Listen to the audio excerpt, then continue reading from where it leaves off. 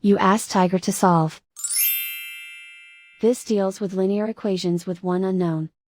The final result is y equals 65/9. Let's solve it step by step. Simplify the expression. Expand the parentheses. Multiply the coefficients. Simplify the arithmetic. Expand the parentheses. Multiply the coefficients. Simplify the arithmetic. Group like terms.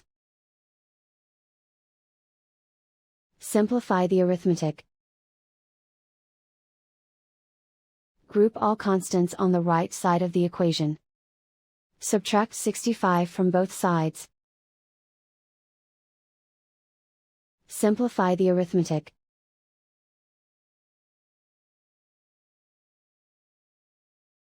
Isolate the y.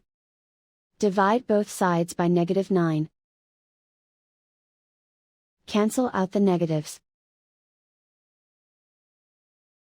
Simplify the fraction. Cancel out the negatives.